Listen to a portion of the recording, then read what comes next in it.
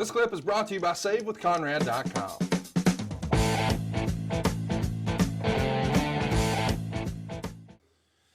This is going to be an interesting development. Stay tuned for this. It will become important later. Shawn Michaels walks out on the company. What is Bret and Shawn's relationship like at this time? We'll call it, summer 93. I think they were friends. I mean, I think that they were friendly, no animosity that I knew of. So even though Bret may be frustrated, disappointed, et cetera, he's still not interested in jumping ship, at least based on this radio interview he did on The Fan in Toronto. I think it's 590. He called WCW the minor leagues, and he talked about how WCW isn't doing drug testing, quote unquote, obviously.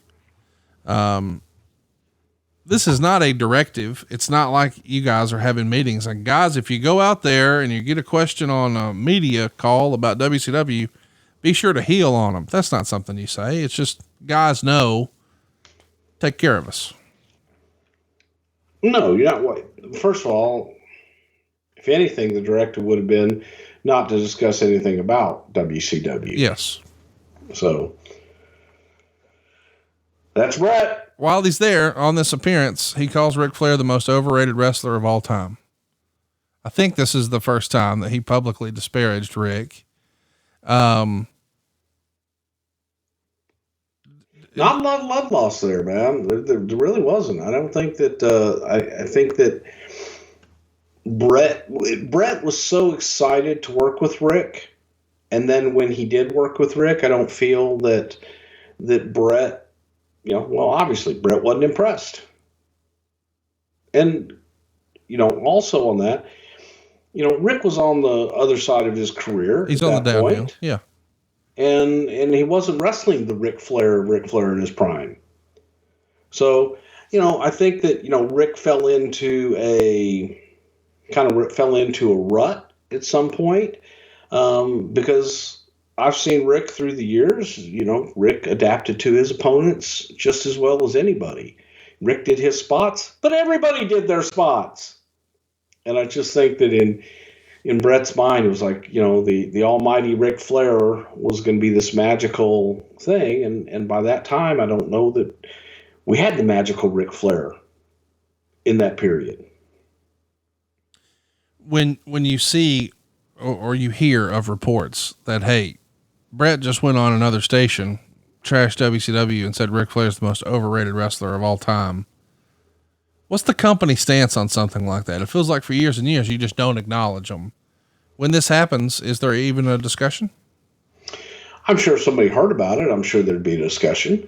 Just say, hey, we talk about us. We don't talk about our competition. That they were even competition at that point. So there's another major change that's happening here for the World Wrestling Federation. They're going to change from primetime wrestling to Monday Night Raw. And it feels like a major moment that the company is changing directions, really in more ways than one, not just in who is our champion and what's he about and what's he look like, but also how do we present our product? 93 is a critical year on all fronts, is it not? Yeah, it's definitely a year of change. And it's definitely a year of, looking at formulas and looking at things that have been done in the past and looking to deviate on those formulas and looking for new ways to present the product. Before we get to Bret and Razor, I want to note that at the turn of the year, Bret's working house shows with a lot of people, including Ric Flair, before Rick's going to finish up in January after the Rumble, doing that whole loser leaves match with Perfect. He's even doing marathon matches, which I guess we'll call in the future Iron Man matches. Do you remember Bret here in late 92, early 93 expressing any dissatisfaction with working with Rick? Because I know that would become a hot button issue years later. I think that once Bret had the opportunity to work with Rick, that he kind of realized Rick had fallen into, I don't want to call him a one-trick pony, but Rick had his match. Rick had his style down, and Rick was going to work the way Rick was going to work. And Bret, I think, kind of prided himself on having different matches and being able to do different things all the time, and didn't feel that he could do that with Rick. Bret's scheduled to face Bam Bam Bigelow to headline an MSG show, and there's also talks of Bret versus Doink to headline some shows. Is the heel side of the roster just depleted? Pretty much at this point, yeah. I mean, it was definitely struggling, but at the same time, you're kind of looking for new as well. And there's still, if you bring someone and you put them in on top, then they're going to be viewed as a top guy. That's the hope. And Doink had a lot of momentum, if that's what you're referring to. I mean, Doink the Clown was somebody that came in, got over, and had a shitload of momentum going for him. The Matt Bourne Doink.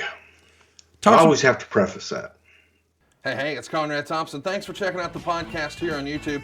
Be sure to hit the subscribe button and the notifications bell so you get a notice anytime we upload some new content. And go save yourself some money right now. If you're in a 30-year loan or you have credit card debt, it's not a matter of if I can save you money. It's a matter of how much. Find out right now for free at SaveWithConrad.com.